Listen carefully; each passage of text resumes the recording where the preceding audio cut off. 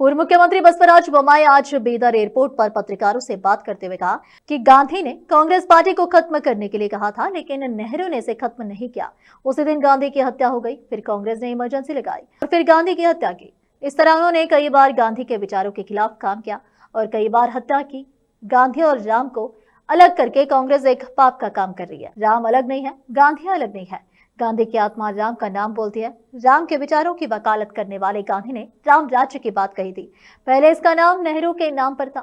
उन्होंने चुनाव के दौरान इसका नाम गांधी के नाम पर रखा। गांधी का नाम लेने से कांग्रेस पार्टी को फायदा होगा। पूर्व मुख्यमंत्री बसवराज बोम्मई के स्वागत में बीदर के भाजपा विधायक, काउंसलर, जिलाध्यक्ष सहित अन्य नेता आदि एयरपोर्ट पर मौजूद थे। विशेष संवाददाता की रिपोर्ट।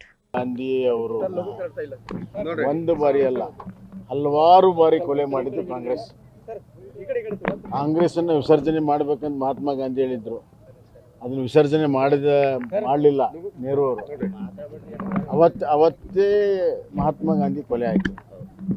ಅದೇ ರೀತಿ ಮಹಾತ್ಮ ಗಾಂಧಿ ಅವರು ಏನು ಪ್ರಜಾತಂತ್ರ ಸಂವಿಧಾನಕ್ಕೆ ಏನು ಒಪ್ಕೊಂಡಿದ್ರು ಅದಕ್ಕೆ ಅಪಚಾರವನ್ನು ಎಮರ್ಜೆನ್ಸಿ ಮಾಡಿದ ದಿವಸ ಇನ್ನೊಂದು ದಿವಸ ಕೊಲೆ ಆಯಿತು.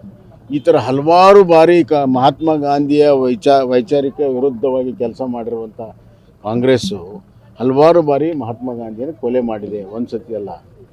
ಎರಡನೇದಾಗಿ ರಾಮ ಮತ್ತು ಮಹಾತ್ಮ ಗಾಂಧಿನ ಬೇರ್ಪಡಿಸುವಂಥ ಕೆಲಸ ಮಾಡುವಂಥ ಪಾಪ ಕಾಂಗ್ರೆಸ್ ಮಾಡ್ತಾರೆ. ರಾಮ ಬೇರೆ ಅಲ್ಲ, ಮಹಾತ್ಮ ಗಾಂಧಿಯ ಆತ್ಮ ರಾಮನ ಹೆಸರು ಹೇಳ್ತದೆ.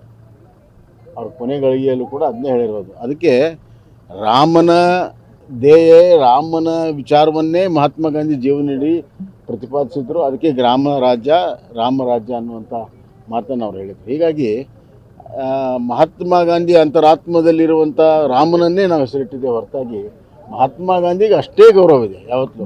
ಮತ್ತು ಎರಡನೇದಾಗಿ ಇದು ಜವಾಹರ್ ರೋಜ್ಗಾರ್ ನೀತಿ. ಚುನಾವಣೆ ಬಂದಾಗ ಮಹಾತ್ಮ ಗಾಂಧಿನ ಉಪಯೋಗ ಮಾಡಿದ್ದಾರೆ. ಅತ್ಯಂತ ರಾಜಕೀಯವಾಗಿ ದುರ್ಬಳಕೆ ಮಾಡಿರುವಂಥದ್ದು ಮಹಾತ್ಮ ಗಾಂಧಿ ಹೆಸರನ್ನು ಕಾಂಗ್ರೆಸ್ನವರು. ಮತ್ತು ಗಾಂಧಿ ಹೆಸರನ್ನು ಲಾಭ ಪಡೆದವ್ರು ಯಾರು? ಈಗ ಗಾಂಧಿ ಫ್ಯಾಮಿಲಿಯವರು. ಅದೆಲ್ಲ ಹೋಗ್ಬಿಡುತ್ತೆ ಅಂತ ಭಯ ಅವ್ರಿಗೆ.